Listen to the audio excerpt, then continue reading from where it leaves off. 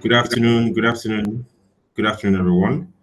Uh, we sincerely apologize for starting later than the scheduled time. Sincere apologies on that.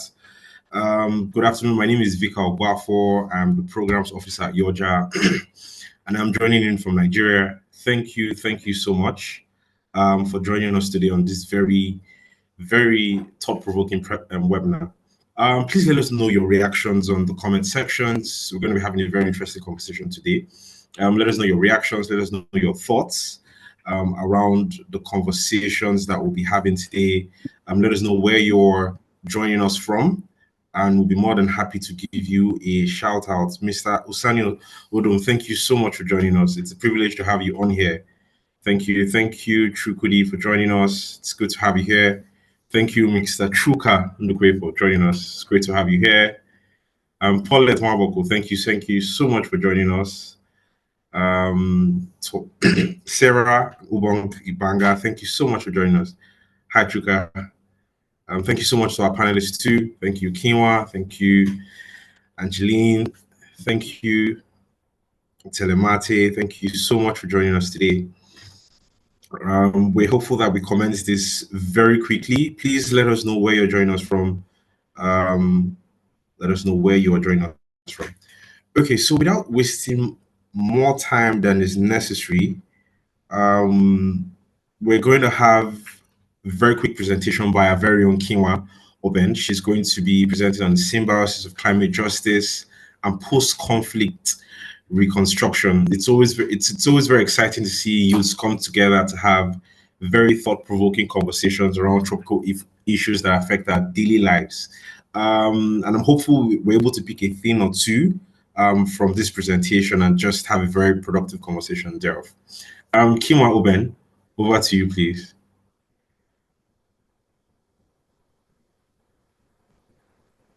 So you're muted. Okay, great. Well, thank you so much, Kinwa. Hello, everyone.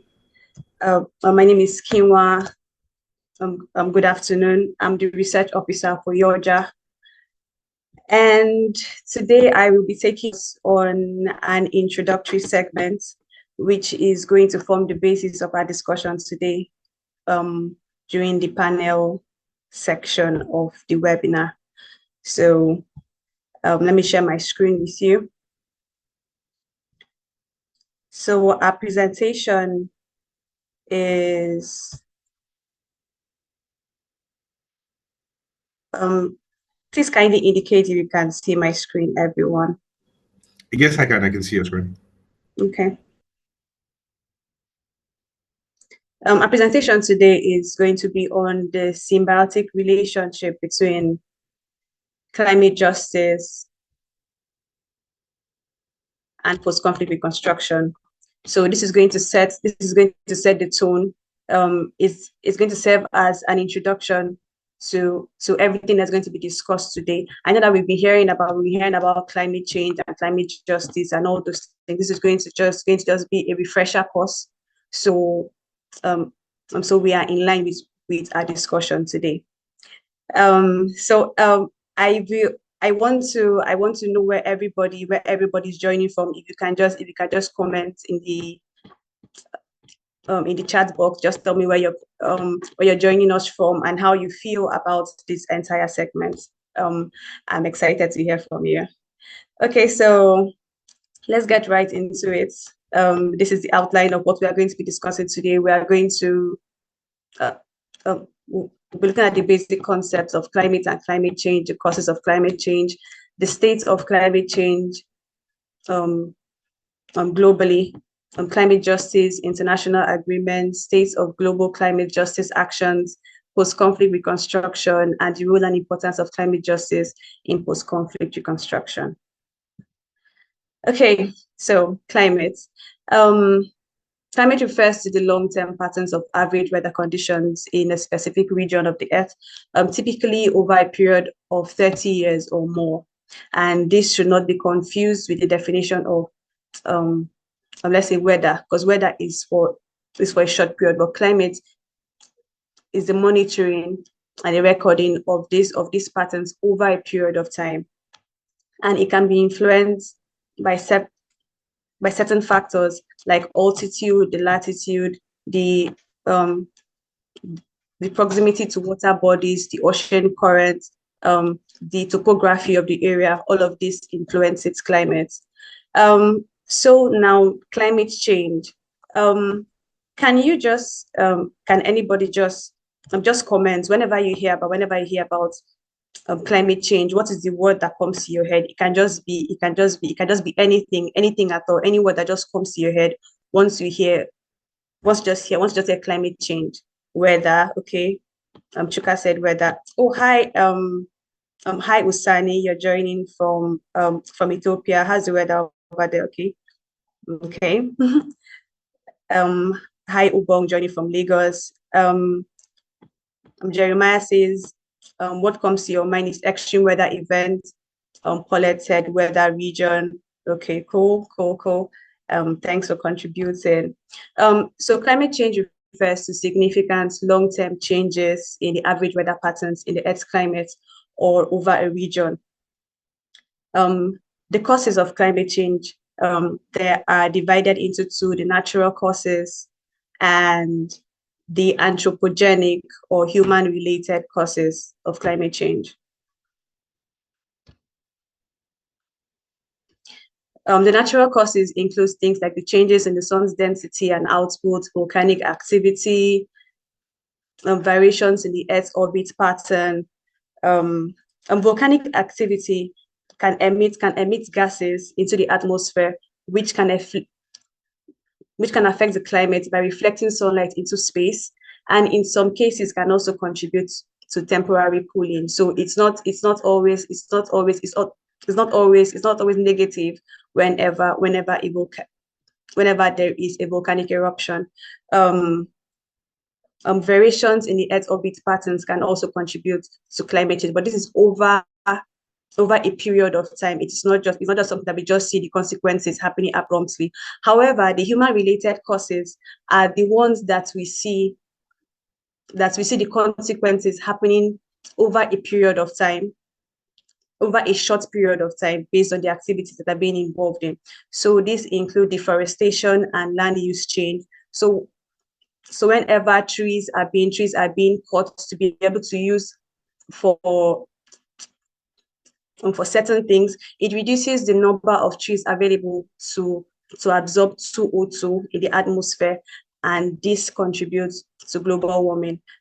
And we also have the burning of fossil fuels, which releases greenhouse gases like CO2 into the atmosphere, methane, and all that. And all of this contributes to global warming.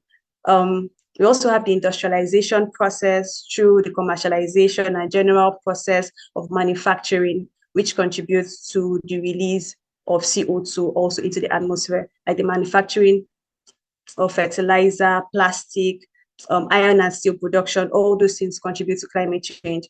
And we also have one which we do not really think about so much, which is agricultural practices. Now, the use of synthetic fertilizer, even just the process of rearing livestock also contributes to the production of methane. Their digestion of the animals all contributes to the release of greenhouse gases like methane and nitrous oxide. And we also have waste management, like when waste are being disposed in landfills under anaerobic conditions that contribute to the production of greenhouse gases like methane, which all contribute to global warming and climate change.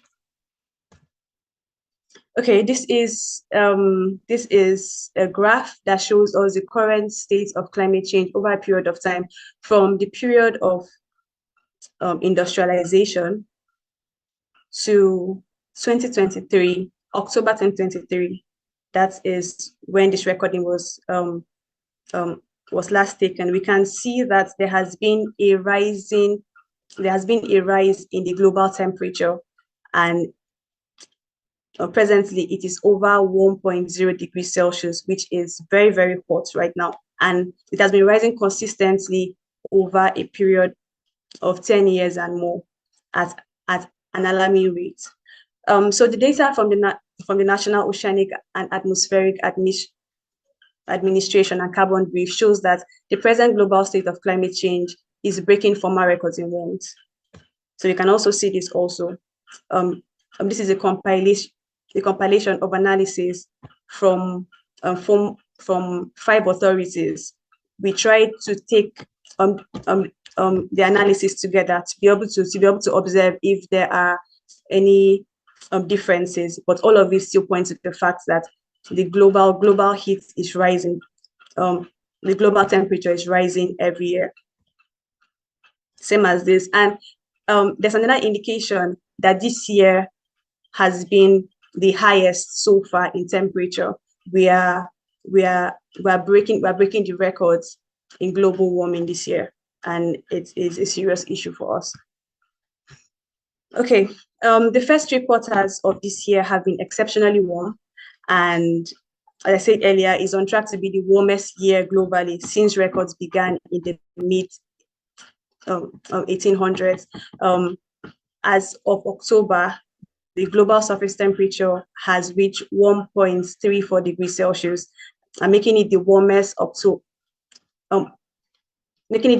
October on record, surpassing the previous record from October 2015, which was at 0.24 degrees Celsius. We are seeing different things like the melting of the glaciers and the ice caps in the Arctic, which usually reflected sunlight back to space and protected us. So now that the ice caps are melting, we can see that everywhere is getting very, very hot. It's because of this, and it's only going to get worse if things are not curtailed and done better. to mitigate climate change.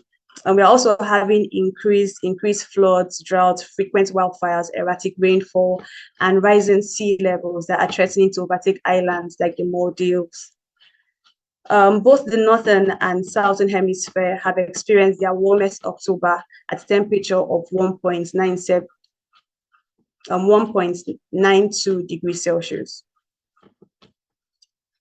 I know that has painted a very bleak picture for our planet and for us. So let's go to something lighter.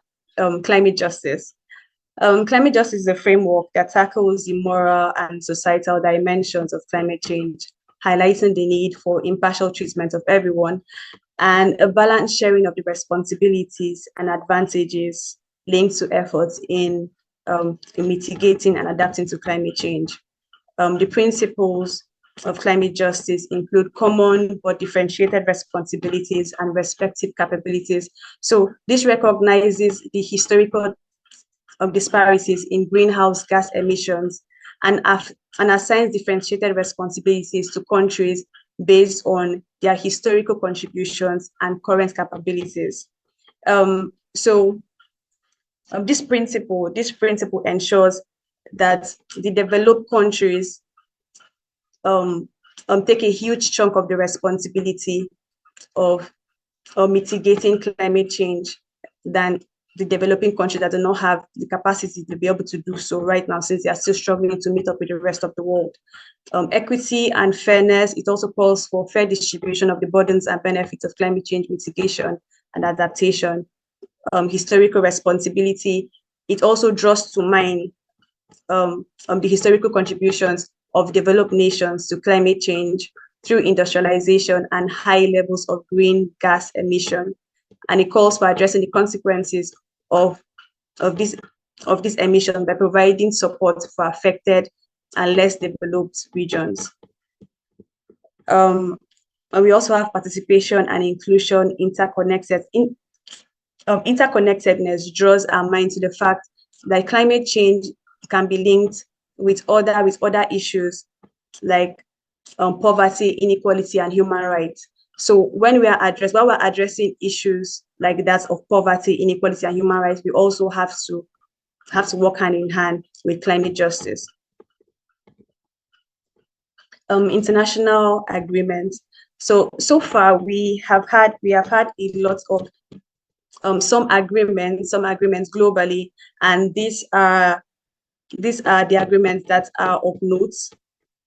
The United Nations Framework Convention on Climate Change, which was introduced in 1992, the Kyoto Protocol, which was introduced in 1997, and the Paris Agreement, which was introduced in 2015. The UNFCCC sets the ultimate objective of stabilizing greenhouse concentrations to prevent dangerous and anthropogenic or human-related interference with the climate system. It also recognizes common but differentiated responsibilities, emphasizing that developed countries should take the lead in addressing climate change. So this particular agreement set the tone for the elements of climate justice, as we just discussed. It also established the Conference of the Parties, COP, as a supreme decision-making body. The Kyoto Protocol instituted a legally binding emission reduction targets for developed countries. It also introduced market-based mechanisms, including emission trading and clean development mechanism, and with a first commitment period of 2008-2012, with subsequent COPs addressing its extension. The Paris Agreement, which was established in 2015, instituted the pursuit of efforts to limit the global temperature increase to well below 2 degrees Celsius, and with efforts to limit it to 1.5 degrees Celsius. It also instituted a nationally determined contributions, which is the voluntary national climate action plans, which will be submitted by each of its member countries, which was up to 194 countries. enhanced transparency framework, global stockade, and financial commitments for climate actions, especially amongst developed countries. Now, the state of climate action so far.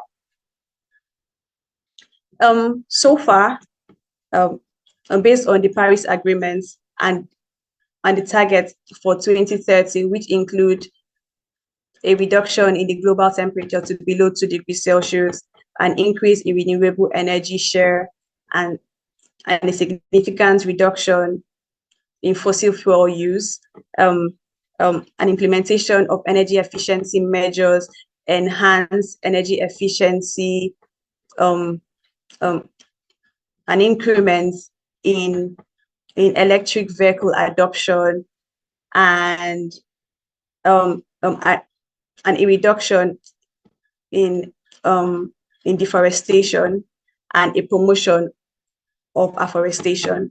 All these things were agreed on, and there were targets for 2020, for 2030. So far, the current, I'm taking stock of what we have so far. Most indicators for 2020 have not been met. The recent efforts are insufficient. Public financing for fossil fuel surged in 2021. Deforestation increased to about 5.8 million hectares in 2022, both surpassing trends in almost 10 years. So it's as if we are globally, we are regressing in our efforts instead of moving forward. However, there have been some positive aspects, which is the exponential growth in electric vehicles at about 10% sales in 2022, and again in corporate climate risk disclosures and electronic truck sales. Now to our last term, post-conflict reconstruction. So this refers to the process of rebuilding and restoring a society, economy, and infrastructure in the aftermath of a conflict or war in a bid to create a stable, peaceful, and sustainable society. It typically involves infrastructural rehabilitation, transitional justice processes, restoration of governance and rule of law, social integration, and so on. Please, if we have any comments, observations, questions, please just drop them in the chat box and we will get back to you before the end of the webinar today. Okay, so now let's look at the relationship between conflicts and climate change. So, sorry, okay.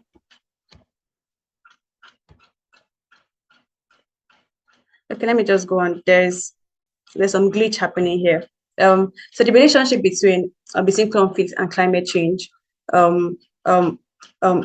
these two concepts are related in different ways, including resource scarcity and competition, where climate change can lead to changes in resource availability, such as water, and as those resources become scarce, the competition for these essential resources can contribute to a tense atmosphere, which can lead to conflict. An example is the case in Sudan and Nigeria, where the pastoralists and the farmers are struggling for land and water due to scarce resources, and it's causing conflicts in those areas. Another example is also the conflicts in the Sahel region due to the struggle for water access from the drying Lake Chad. Also migration, displacement, and urbanization.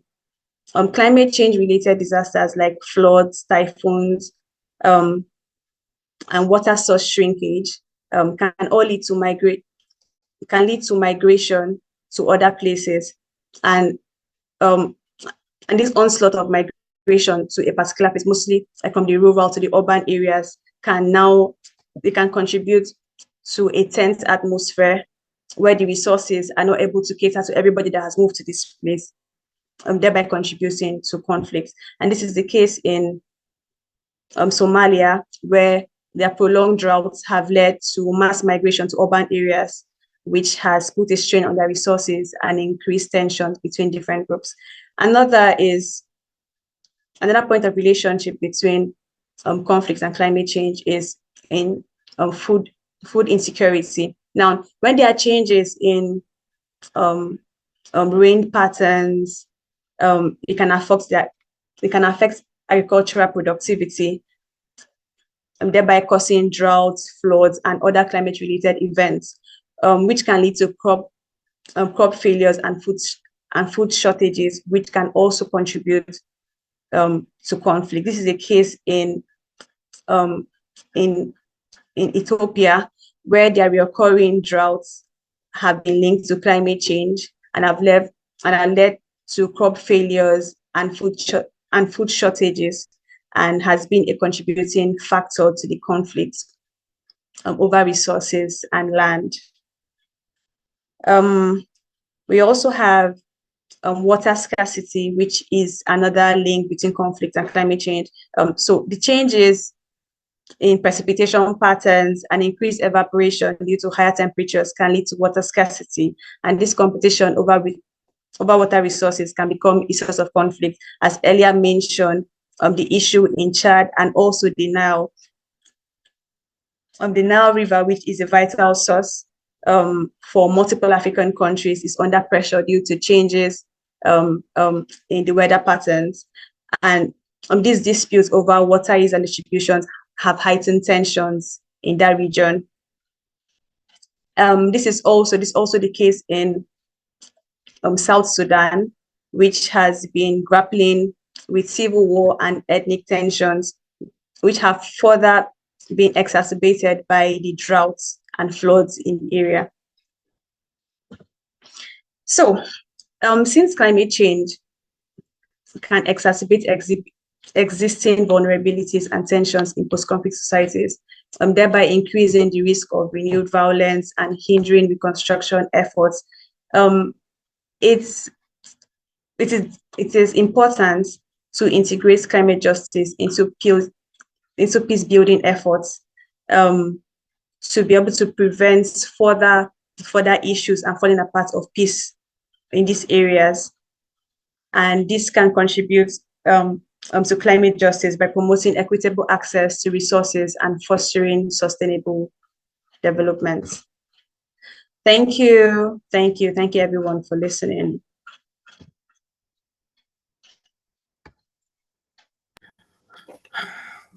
Thank you, Kima, so much for that very insightful presentation. I did learn a thing or two. Oh, I see you, Jeremiah. Please let us know what your thoughts and your comments are. Drop these thoughts or your comments in the comment section, the chat box, and we might just potentially publish these thoughts on our social media platforms. Okay, let's get to the meat of today's event.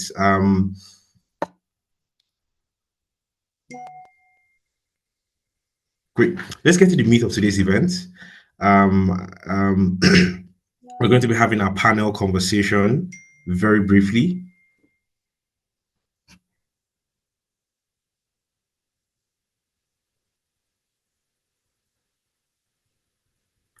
And to take us on our panel conversation would be Mr. Enya Echeng.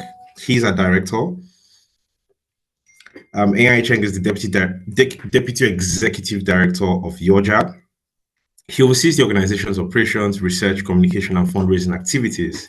He's a lawyer and a rights advocate, and also supports efforts to advance youth involvement in transitional justice processes by promoting the relevance of youth inclusion in policy creation and implementation through his advocacy. Please Please pay very close attention to this panel conversation as you might learn a thing or two. Mr. Enya Echeng, over to you, please. Thank you very much, Vika, for that warm introduction. Hello, everyone.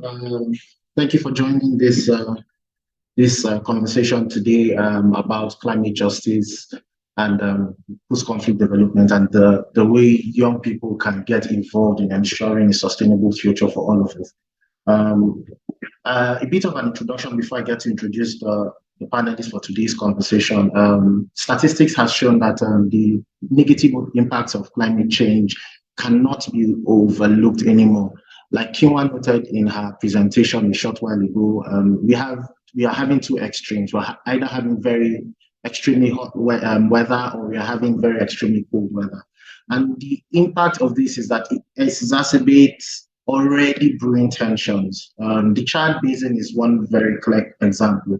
The resources in the region, which is a predominantly fishing environment, is shrinking, and that is causing it's causing the communities along the Chad and the Nigerian states to begin to clash over scarce resources. Kinwa noted issues surrounding herdsmen, pastoral farmers, issues in some other parts of Nigeria as well.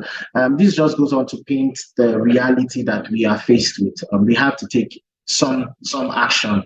And if you check the fact that statistics show that Asia and Africa have about the youngest populations in the world, and if we keep up at this current rate, we are set to hit about 1.5 degrees centigrade in just about Celsius, in just about a few years, between 2030 and 2052. And the issue with that becomes that we are now going to have an issue of undernourishment of the existing population, made up largely of young people, like we have noted. We cannot overlook this issue any further. But then there's also the very interesting aspect of this conversation, and it's also the fact that we have an issue with vulnerability. Forgive my use of the word. We have an issue with that some sort of vulnerability in this part of the world. Vulnerability in the sense that our systems are not fully developed, and we have a population explosion that isn't necessarily commensurate with the level of industrialization or urbanization of our city centers. So we have a problem on our hands where we have more people getting into we have more people giving birth, procreating, and having more children, and we have very scarce resources. So there's a lot of pressure now on the state to take decisive action. The issue now becomes that we have to find some balance between what the states should do in terms of developing their scarce resources, developing their natural resources to be able to cater to their population, and the need to ensure a sustainable system that protects the environment and ultimately climate. About 10 industrialized countries contribute to almost 50% of the world's greenhouse gas emissions, and that's hinged largely on their industrialization processes. We now find a situation where African societies that are trying to emerge from conflicts, that are trying to emerge at around the same time, are forced to make significant reductions in their emissions, significant like the COPs would say, like the COP conversations would say, nationally determined contributions to make significant statements in that regard. And ultimately, we have to take all of this together. We have to grow. We are emerging from conflict, and we need to see how we ensure that our systems grow, but ultimately ensure that we do this in a very sustainable manner. It is on the basis of this that I would be having a panel of experts joining me on this conversation today. In no particular order, I would introduce them. Munini Mutuku, as you can see on your screens, is a practitioner in the fields of peace building, transitional justice, environment, and a human rights advocate. She works with the Kenyan National Cohesion and Integration Commission and is the Africa Director Environmental Peacebuilding Association. Welcome, Munini. Thank you for joining us today. Next up is Dr. Otelemate Georgewill. She holds a PhD in leadership studies with specific focus on security and development, and has a master's in intelligence and international security from King's College London. Her research interests include leadership, natural resource governance, environment, insurgency, counterterrorism, and emerging markets. She has previously served as the external researcher at the Nigerian Institute of Social and Economic Research, NISA, from 2018 to 2022, utilizing complexity mapping for projects related to national reconstruction and global political development. Her role involved identifying, prioritizing, and advising on issues for strategic decision-making. She is also an independent development consultant and collaborates with civil society organizations, public and private sector, multinational corporations, and international organizations, where she provides expertise in research, strategy, planning, analysis, advisory services, and policy development. Policy document development. She currently serves as a consultant to ZKJ Energy Partners Limited, and is a research associate at the African Leadership Center, London, and serves on the advisory board of many multiple organizations. Thank you very much, Dr. Telema, for joining this conversation today. Lastly, we have Gugu Nonjinge, who is a practitioner in the fields of gender and climate justice, human rights, and intersectional environmentalism. Very interesting mixture of words. She is an advocacy specialist with the Center for the Study of Violence and Reconciliation, CSVR. Welcome, Gugu, to today's conversation. Okay, very quickly, I would proceed to get the conversation underway. And my first question would be to you, Munini. There's a lot of talk around climate justice, environmental concerns, and what have you. The statistics that the research officer for YORJA, Skinwa Oben, just shared shows paints a very grim picture, right? So that would in my words would show some kind of injustice being meted out to climate. What are your thoughts on this exactly? Oh, thank you, Enya. And thank you to our earlier presenter, and thank you so much for the invitation to this session, and to the organizers for putting this together. So, if I get your question right, is about climate injustice. Yes. That's what you asked? Yeah? Yes. Okay, the question is, how does climate injustice look like? Climate injustice looks like loss of livelihoods, the loss of the right to a healthy environment, according to Article 24 of the African Charter on Human and People's Rights, because of the devastation that we continue seeing and the degradation we continue seeing. It also looks like the loss of the right to life. Is the loss of the right to be protected from ecological disasters and degradation, according to the policy on post-conflict reconstruction, which the earlier speaker talked about. When you look at human security, it looks at more of people and protection. Is the lack of social justice because of the current degradation and the current crisis that is going on. It's also a gender justice issue, where we are seeing the roles of women changing, access to natural resources becoming very rare and very challenging because of the climatic conditions we're seeing, and the changes to the environment. But climate injustice is also to the animal kingdom. I want us to remember that we don't inhabit this planet as human beings only. We are just part of the life systems that exist. So even within the life kingdom, within the wildlife systems, we are seeing injustices in those systems, where wildlife is also not able to access the livelihood that they have always accessed because of climate change issues you're seeing. We have had a case where people are actually taking water with water tankers, water lorries to wildlife areas because wildlife are dying because they don't have water. Climate injustice is also looking like extinction. For instance, just an example. If we talk about, the tortoise, the family of the tortoise is the turtle that stays in the water. So the turtle, they usually lay their eggs in soft sand on the seashores or on the water shores. But because of the rising water levels, the turtles are no longer able to lay the eggs and hatch the eggs to get baby turtle. So we are seeing an extinction of certain species because of the climatic issues that we are facing as a globe. And remember, these climatic issues have been caused by we, the human beings. If you look at the country of Indonesia, amongst other countries, and especially the island countries, again, we are seeing the rising sea levels. And we are seeing efforts to save the human beings, but also to save the dead. We are seeing an extinction or a challenge in how people will practice their culture. Within those islands, people bury their dead.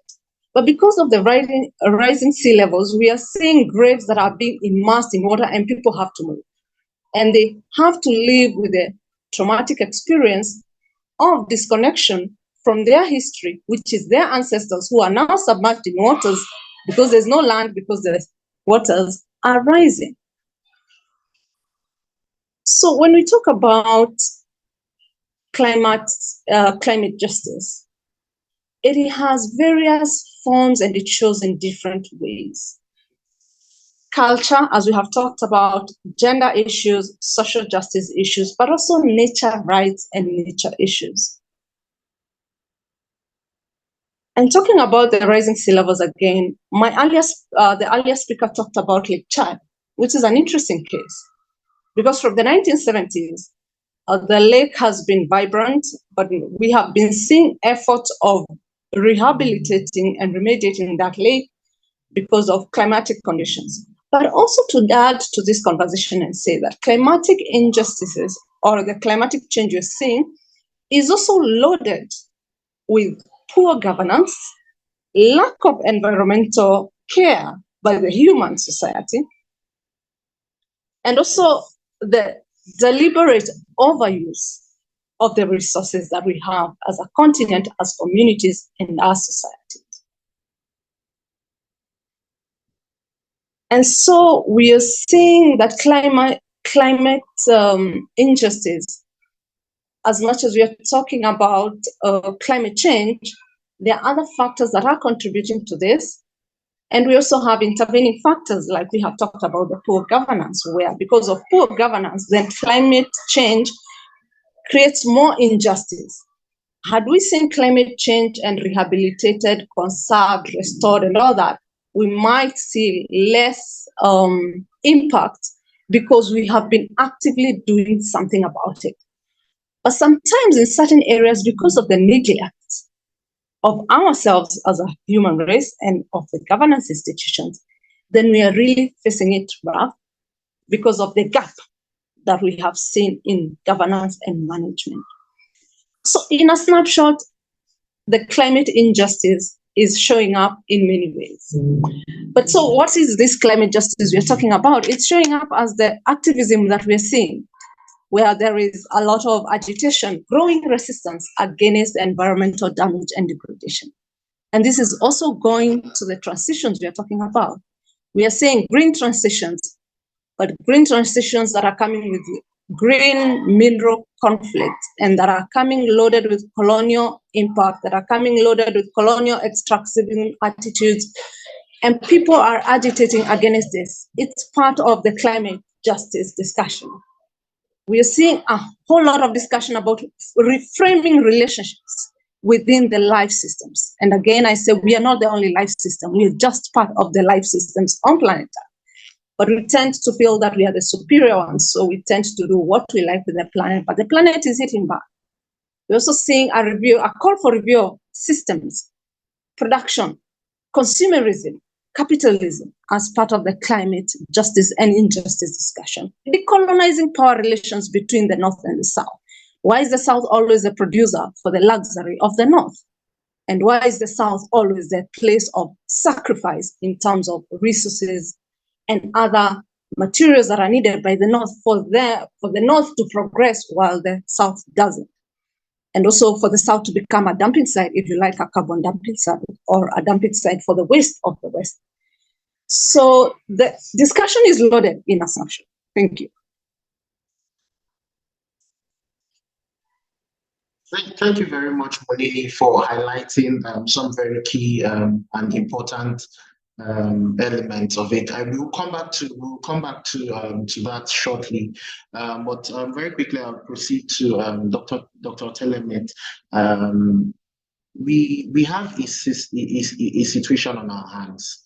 The world's richest 10% are responsible for at least 50% of greenhouse gas emissions, while the poorest 50 are responsible for just about 10% of that.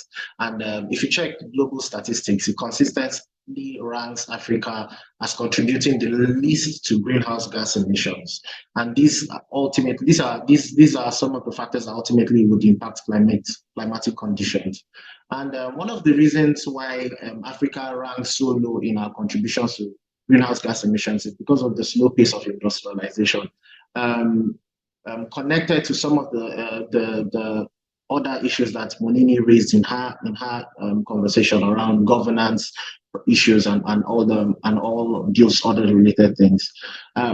The question here is the question here stems from the fact that when we go to all these climate conferences like the COP, we go and make very bold assertions. Africa says by 2050 we want to achieve net zero emissions by 2050. And we have a problem of industrialization on our hands, the slow pace of industrialization rather. Do you think that it's right for us as a continent to be pursuing some of these objectives that we have set to renew the environment and climate when they would impact on our ability to develop our individual states? Thank you, Enya. Good afternoon, everyone. And thank you once again, the organizers of this event or this webinar. First, I've always said that developing countries have larger environmental concerns, right? And I'm of the opinion that our fiscal environment is primary, especially to most of Africa whose economies depend largely on extractive industries. Fiscal degradation is actually the main hazard we face. So we have the problem of our blue economy, we have the problem of our green, and then the black economy.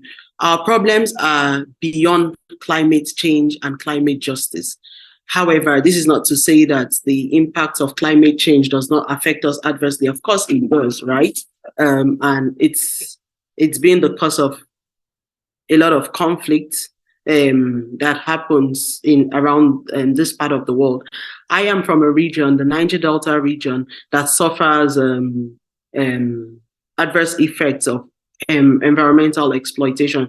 So I can say that, yes, climate change is part of our problems, but we also have larger environmental concerns.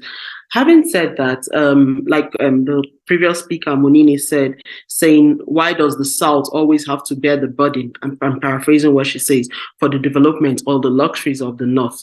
And she talked about governance issues, which is a way to answer this question you've asked me. We have governance issues where I feel like our government or leaders of most of these developing countries, particularly West Africa, not to cast aspersion, but I don't think we understand the impact or the depth of some of these agreements we're signing. So you've asked about the greenhouse gas emissions, and then I'm saying that if we need to industrialize, we might need to have some greenhouse gas emissions if we need to industrialize. And so I would say that our stance should be one of non-committal. So you're not supposed to say you have the same timeline of 2050 like the others who have industrialized long ago or have industrialized at our expense or have industrialized at the expense of climate. I mean, there are going to be ways around it, governance, training processes, adapting new technologies, but greenhouse gases will be emitted. So I think that signing the agreement or committing to 2050 net zero emission is actually largely unrealistic. Our deadlines cannot be the same at all. I don't think it's realistic to say our deadlines will be the same. If you have to resuscitate, for instance, the textile industry in our part of the world, how do you do that how do you power them? How do you power the industries, right? Yes, we talk about renewable energy transition, but you have to also remember that we're in a part of the world where some areas have not even gotten into the first part of electricity supply, let alone talk about moving from one to renewable energy, right?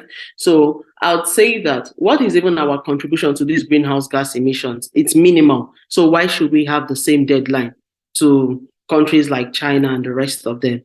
To your question, I would say we have to, if we need to industrialize, like I said earlier, we can't commit to 2050 net zero emissions.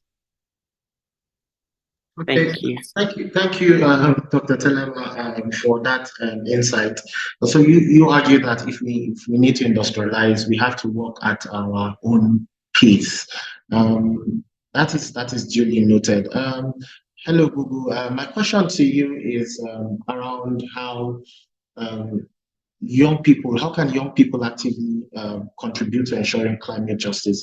If you look at most of the delegation we send to most of these climate change events, they consist of the older people in the older generation, and then we are at the center of all this conversation about climate justice is that we want to ensure sustainable development, right? So my question to you is, how can young people actively contribute to this process? Because the practices that they have been marginalized for so long, really. So how do you think we can get into this conversation? Thank you, Enya. Please let me know if you can hear me clearly. I'm at a hotel traveling, and I have Wi-Fi issues, so I'm just trying to see if my data will be able to pull through. But do give me a shout if I do cut. I also tend to speak a bit fast, so do slow me down when necessary. But thank you for the invite, and good afternoon, good morning to everybody who, depending on where you're joining. I think more than anything, it would be amiss for me to start at trying to unpack and understand what justice is, right? Because although justice is a commonly used or rather understood term, climate justice is a new concept that has become a familiar rallying cry amongst environmentalists and activists like ourselves, right? The African Union Transitional Justice Policy defines justice as provision of judicial and non-judicial measures that only ensure accountability of perpetrators of violations, but also redress to individuals and communities that suffered violations, right? But within the context of climate change, justice refers to the ethical and human rights issues that occur because of climate change. So for me to start at the work that the youth are doing around rallying around climate justice, we have to fully understand what do we mean by climate justice, right, as a starting point. And I think inherent to the concept of climate justice is the recognition that those least responsible for climate change experience the greatest negative impacts. You did share some statistics earlier on, and I feel like a majority of the speakers before me did also touch to that. However, according to the Mary Robinson Foundation, climate justice links human rights and development to achieve a human-centered approach, right? Safeguarding the rights of those who are most vulnerable people and sharing the burdens and the benefits of climate change and its impact equitably and fairly is the departing point for climate justice. I also want to say that concerns around justice in the context of this climate justice, or rather in the context of climate change, come from both moral and political context. For some people, justice is a core moral value that ought to be pursued on its own sake, regardless of other outcomes this might provide. And for others like ourselves, justice is largely an issue of political expediency, right? From the latter perspective, justice is important to the extent that states with different interests see a global deal as fair enough to enable them to present to domestic publics. Climate justice advocates more than anything, or rather climate justice activists combine principles of democracy, democratic accountability and participation, ecological sustainability and social justice. The previous speaker did speak about the lack of social justice, and hence it also gives rise to the advocating of climate justice. Climate justice, according to my view, rejects many current capitalist approach to climate change, such as carbon markets, and argues for keeping remaining fossil fuels in the ground, right? Moreover, I think that climate justice poses creative solutions such as renewable energies, localized organic food production. I think Munini spoke about that, and green jobs. Now, to speak about youth and climate change, I think climate change sort of ranks amongst the most important dynamics shaping livelihoods of young people currently and right now, right? And projected to have a very severe impact on the future generations. And hence, majority of the climate activists, majority of those who advocate for climate justice, majority of those who speak about intersectional environmentalism are young people. This is especially the case in low-income countries with rapid population growth and continents like ours in Africa. And hence, high concentration of young people, as I mentioned, focus on climate justice and advocate for such. Given this, any adequate response to it has to consider the nature, or rather of our obligations to the future generations, right? As a result, the actions and inactions of the present population can jeopardize the rights and well-being of generations yet to come. And we have to recognize the participation of young people when it comes to climate change debates. However, we also need to go back and do our own homework in terms of what do we mean by meaningful youth participation? What does it look like in youth climate advocacy, especially in the African context? How do we ensure meaningful participation without being tokenistic, right? How can youth hold governments accountable to climate inaction? How can NGOs like ours, CSOs like yours, academia and think tanks advance the advocacy of youth and climate change? So yes, we can speak about youth and climate justice, youth and climate, but we have to go further and ask those difficult questions, and not just so that we ensure that our conversations are meaningful and our conversations are fruitful to shape the work that young people are doing on climate justice.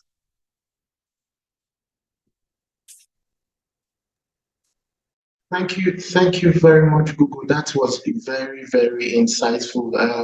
To all the attendees, let me know what you think about some of the conversations, and of course, we'll be more than willing to take questions after now. Just to inform all the attendees, Dr. Telema has dropped off the call for a brief minute. She had some quick emergency that she has to attend to, but she will be joining us as soon as she can. However, we would proceed with the conversation. You've highlighted very important issues, Gugu. I will stay with you for a brief minute. There are some underlying issues, particularly issues of gender and considerations around equality. When we begin to have these conversations, right? They are more like cross-cutting issues. They intersect every aspect of the conversation. Can you just shed quickly? Can you just shed light on how this impacts the conversation around climate justice?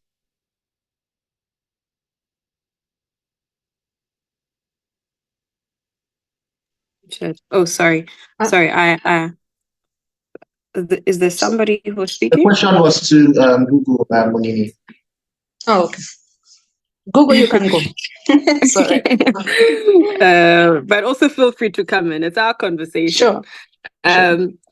Personally, I think the issue of climate change and gender is a very tricky one, or rather a conversation that hasn't been explored much, right?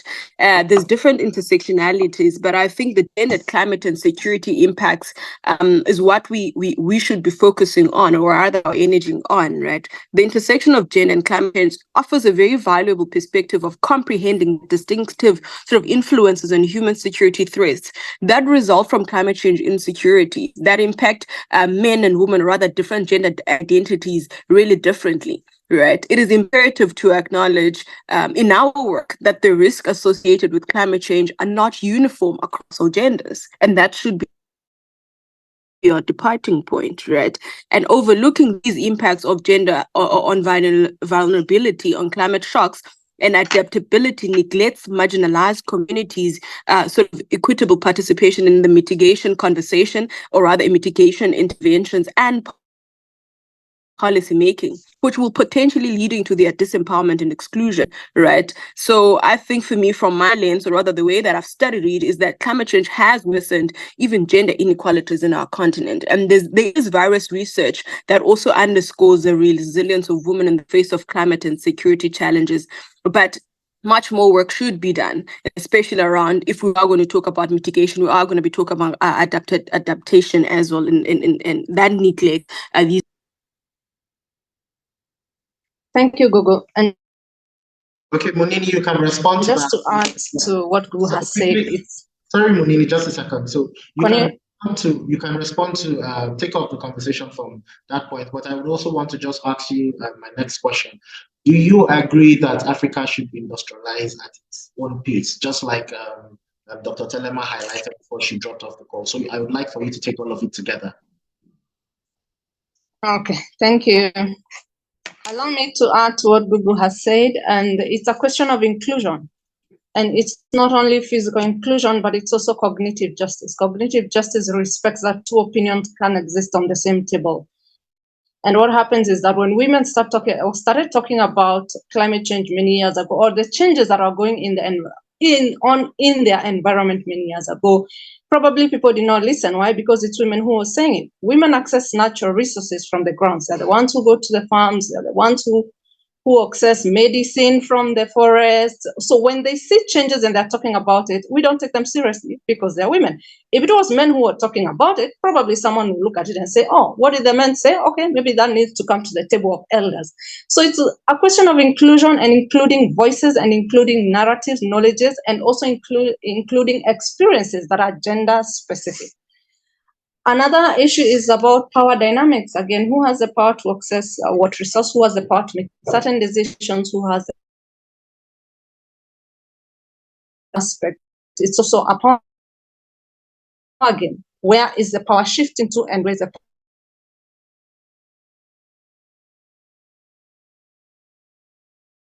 discussion that we're talking about climate justice, and not only the power to speak, but also the power to do. What spaces are the women getting so that they can bring their different experiences?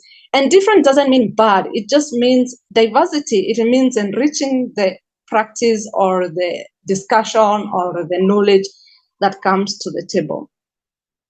When you talk about cultural rights, there are certain cultural rights that we use the environment and natural resources to do. For instance, in West Africa, you'll find that they still have women forests where women, where women are allowed to do certain activities or rituals and stuff like that. So with climate change, what does that mean to those kind of resources, and what does that mean to the cultural aspects that are related to women only? Amongst other many aspects on gender and climate change and climate justice. Now, talking about Africa and developing at its own pace, yes, Africa should develop at its own pace, but you also need to guard against the narrative of these colonial structures of, we're calling it, is it coloniality of justice, using Western-centric justice concepts or development concepts, where capitalism is the only way we see development as, where growth is the way we see development as, and growth is more accumulation, consumerism. Every country now wants to develop at least 3 point something GDP. Like we as countries, we are always reporting, oh, our country grew at GDP 3 point something. And you're wondering, okay, we are growing at 3 point. That means what? That means using more resources. That means more consumerism. That means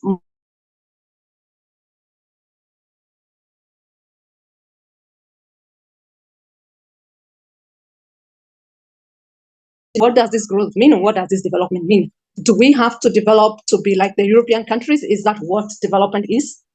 Or are we looking forward to also developing in our own structures, in our own way that resonates with the African continent and with their reality within the continent.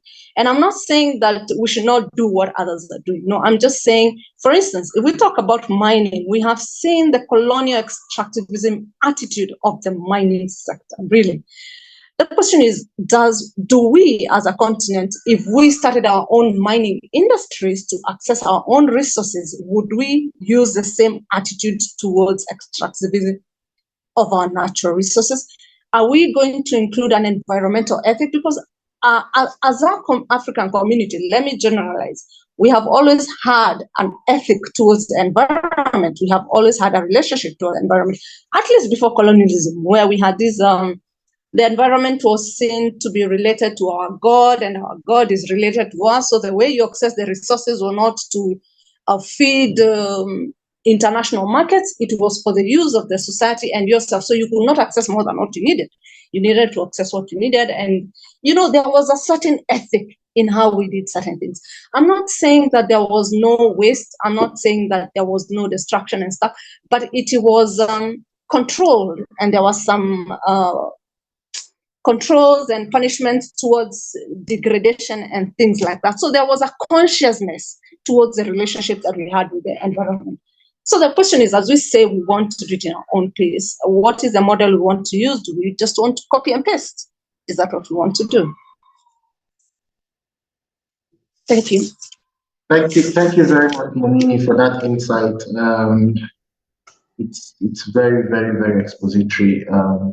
And I think that I will come back to you shortly for you to conclude on those thoughts and probably just suggest best practices for us. But my last question to you, Gugu, because our time is almost out. My last question to you, Gugu, is from your experience in your advocacy in the space, what challenges are young people trying to get involved in this kind of advocacy likely to face? And how can they surmount this kind of challenges? You can just tell us from what your experience has been as an advocate for climate justice.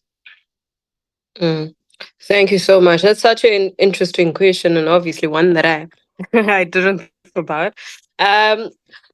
Honestly, I think we need to have another conversation about the issue of climate finance, or rather financing work around climate justice. That's where the problem is right now. Any organization, or rather any institution that's taking on climate justice, climate work, currently is struggling to unlock the necessary funding to do the work, right?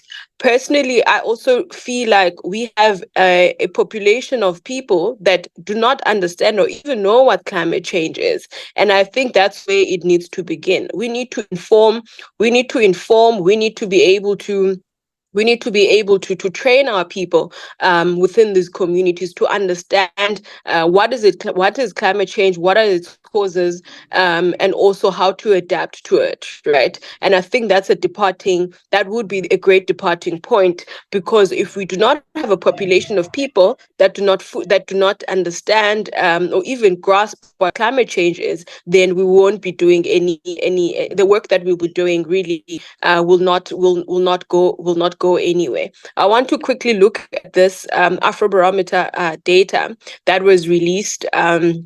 It was released in 2019, but the data is quite still relevant.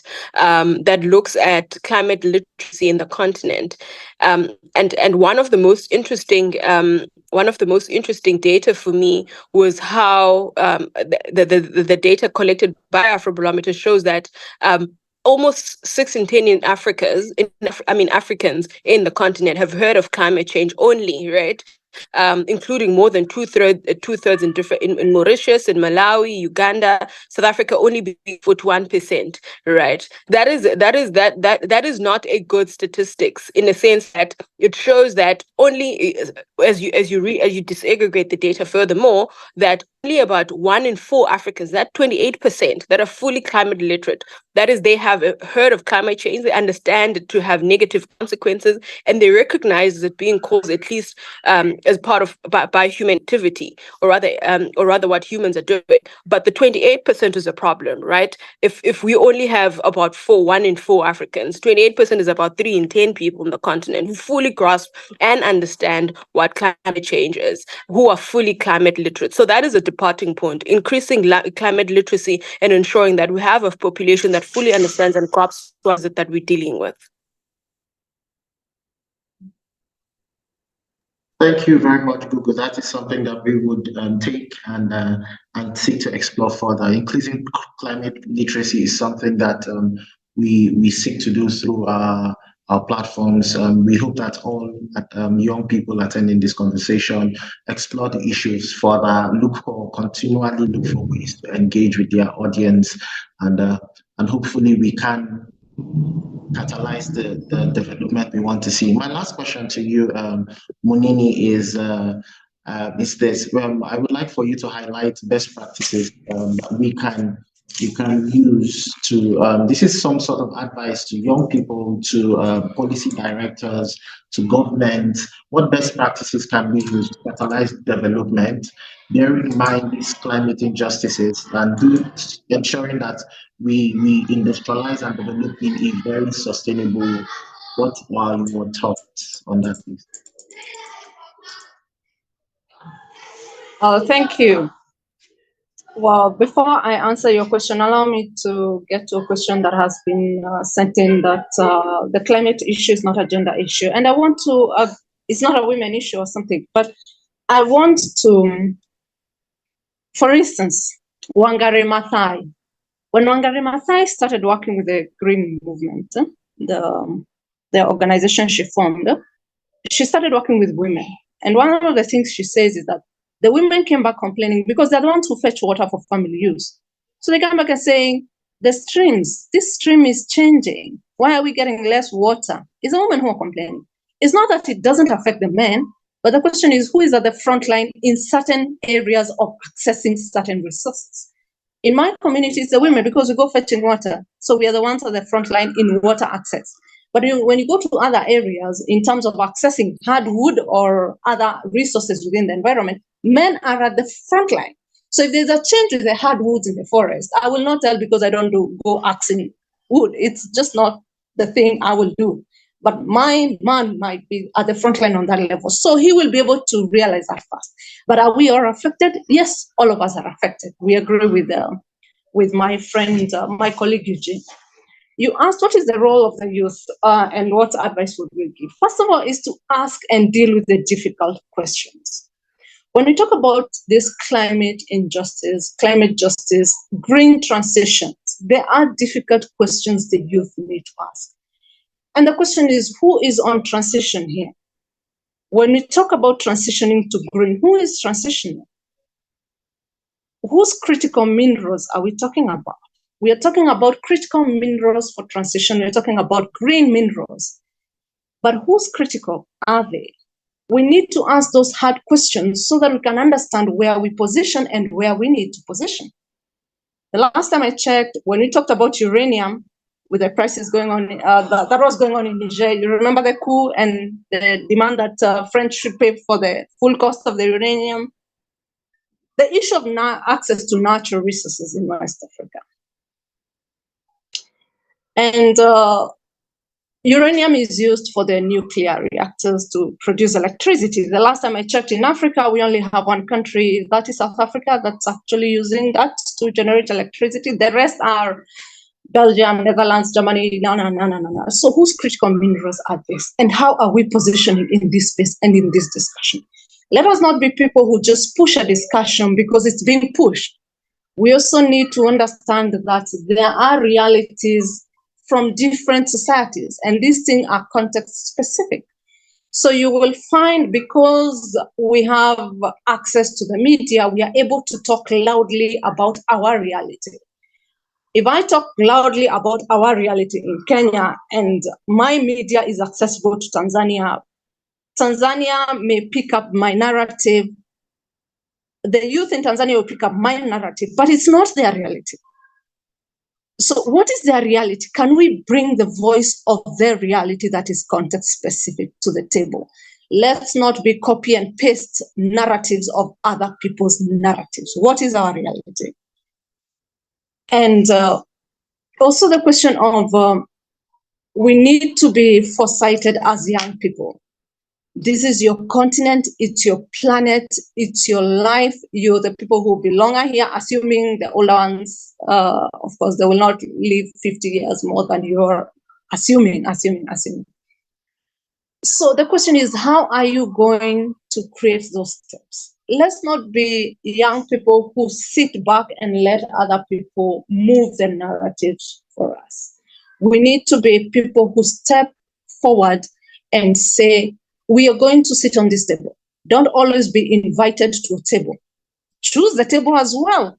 Why are they choosing the round table? Be there to say, let's sit on the square table today. Let's sit on the high table today. Let's sit on the middle table today.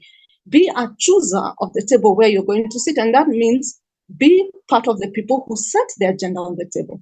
Let the agenda always not be set for you as young people. Because again, it's your society. You're also going to put your life and your effort into building this society. And you need to make the contribution from where you stand and where you are. And again, also respecting and recognizing and appreciating that the young people are tech savvy more than the older generation. So there are certain things that you have leverage in. How do you bring this to the table that will leverage the discussions we are having, that will help the discussions and finding solutions to the problems we are having and the solutions we are trying to create for our continent, for our communities and our societies. And we also should not be afraid to call a spade and to call it the way it is when it is not befitting our societies and our communities. If this is hurting our society, if mining is hurting our society, whether it's done by the African multinational companies, the Northern multinational companies, or whichever, let's be able to speak about it and let's be able to influence and lobby for a change in certain sectors.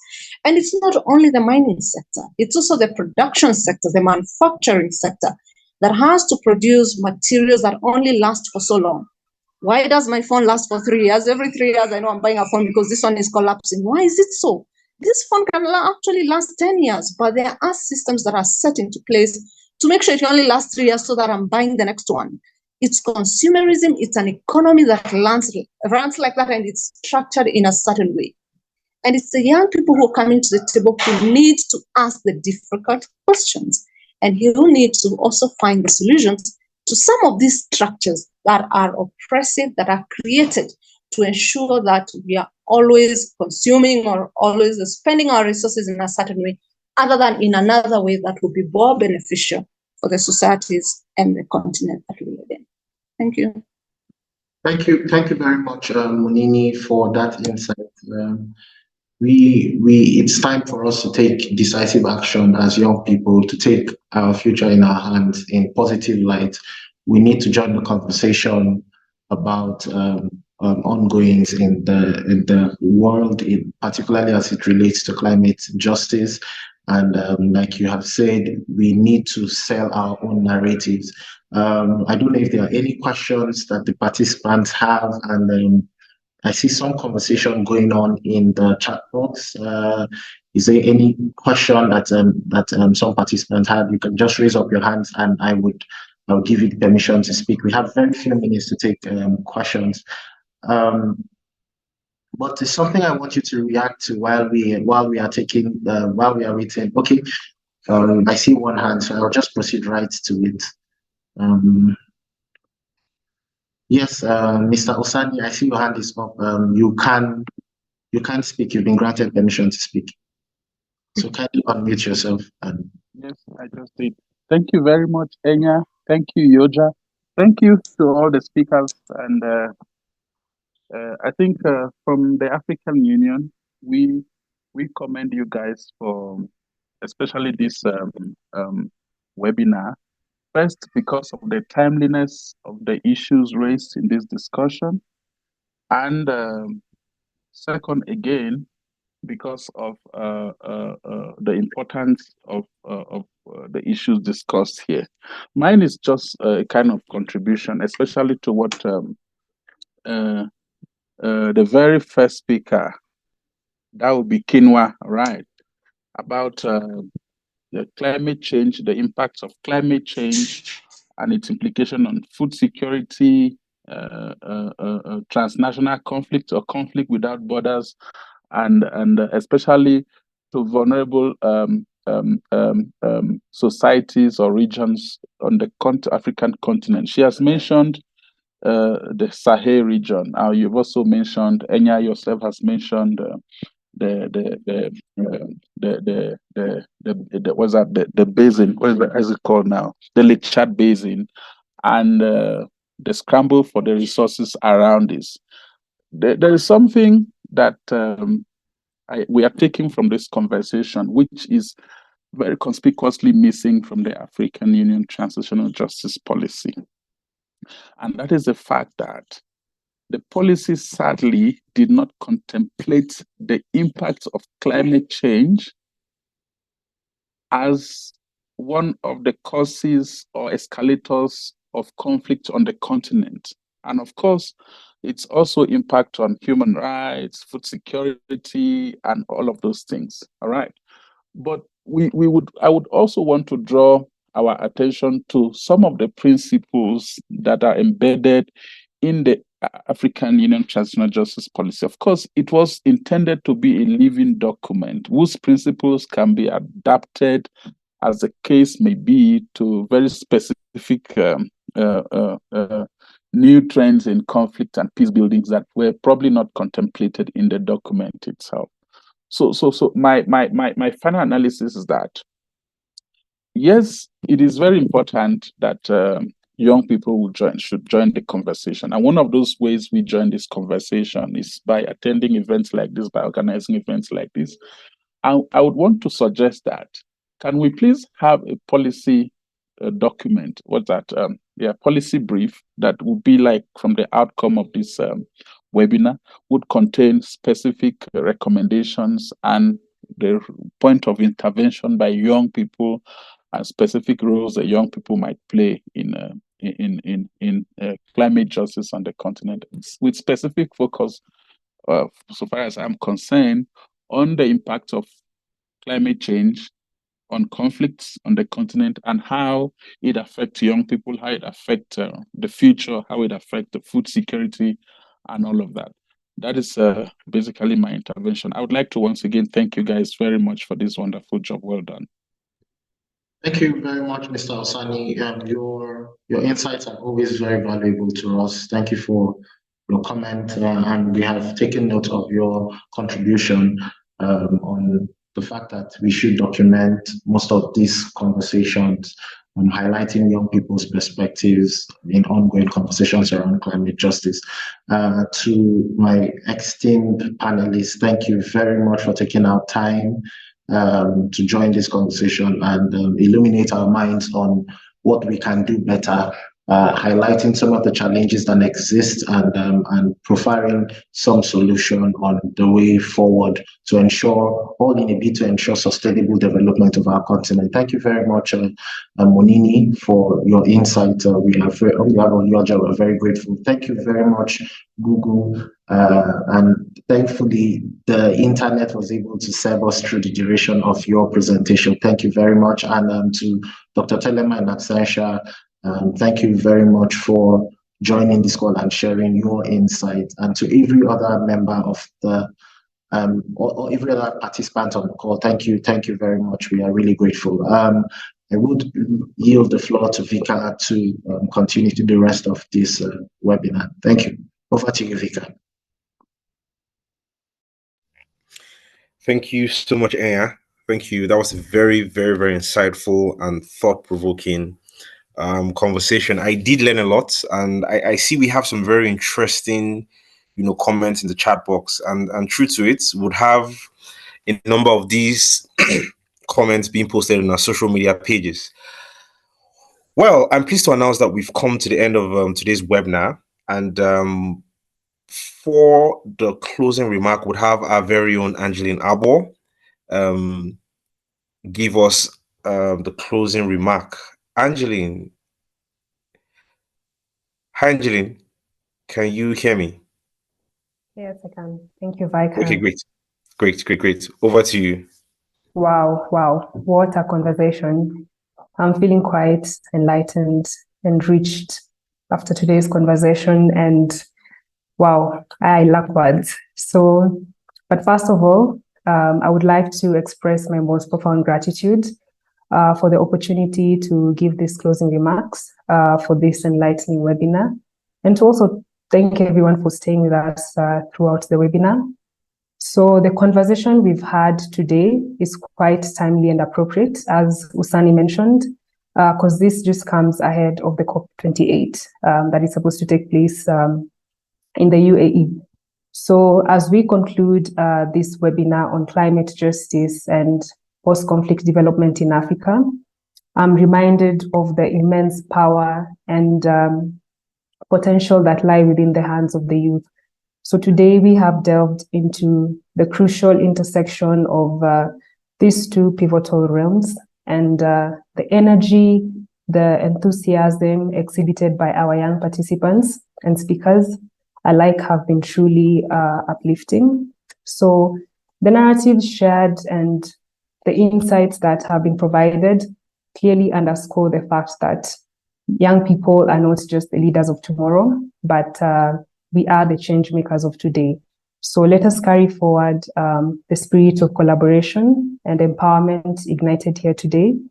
The challenges faced by the continent are very complex, as we have heard from our speakers today, but our collective dedication to fostering sustainable solution is our only beacon of hope. So in the intersection of climate justice and post-conflict development, we find the opportunity to build resilient communities, to restore ecosystems, and also to ensure that no one is left behind. So let us carry forward this momentum that was generated here today. Let us amplify the voices of the youth. Let us integrate the youth perspectives into policy frameworks, and also to empower the youth to contribute meaningfully to sustainable development in Africa. So thank you, everyone. Thank you to our very dynamic panelists, Gugu, Munini, Dr. Otelemate Akinwa, our moderator, Enya, and a very special thank you to Sani and everyone who contributed to the rich tapestry of ideas woven in this discussion today. May these ideas ripple across borders, inspiring positive change and fostering a future where people and the planet thrive. So may the spirit of this collaboration and the youth-driven change continue to guide our efforts to a brighter and sustainable Africa for all. Together, I believe that we can be the architects of a more equitable and resilient Africa. So thank you, everyone. Again, Merci, Asanteni sana. Thank you. Thank you so much. Thank you so much, Angeline. Thank you for that closing remark. And finally, would have our very own Sam give us the vote of thanks as we close out on today's webinar. Sam, can you confirm that you can hear me? Yes, I can hear you 100%. Great. So over to you, please. All right. Hello, everyone. My name is Sam, and I'm the head of communication at the YORJA. I'm going to do actually the closing remark in French. Alors, avant de partir, je voudrais remercier tous ceux qui ont réussi à se joindre à nous en cette soirée, en tout ce qui touche le changement climatique et tout ce qui touche la biodiversité en général. Vous avez vraiment réussi et fait de cet événement un succès réticent. Je tiens également à saluer notre équipe éventuelle qui a tout mis en place dans la préparation de ces fabuleux échanges. Veuillez vous joindre à moi pour montrer notre appréciation à nos distingués panélistes, dont je cite Madame Munini, Dr. Otelemate Georgewill et Madame Gugu. Et enfin, mes très chers remerciements à notre modérateur, Monsieur Enya Acheng. Pour plus d'informations, si vous souhaitez savoir ou voilà, vous connecter à nous, n'hésitez pas à nous contacter sur notre site internet et aussi nos réseaux sociaux. C'est une réunion fructueuse et merci et profitez bien de la reste de votre journée. All right, thank you so much. I was just trying to, appreciate each and every one of us who actually contributed to this fruitful and insightful webinar. Thank you so much to our panelist, moderator, and also, most importantly, Mr. Odom. I forgot his other name. I'm sorry about that. And also, thank you, Madam Kiwa, and also Mr. Vika. Thank you so much. I wish you a very fruitful day. Thank you. Thank you so much, Mr. Sam. Thank you so much, Mr. Sam. I need to go and brush up my French on the latter side. Okay, then. Oh, please don't forget to follow us on our social media pages. We're more than happy to interact with you on Twitter and YouTube. We've come to the very end. Thank you so much for your time, and have a wonderful day ahead of you. Thank you again. Thank you.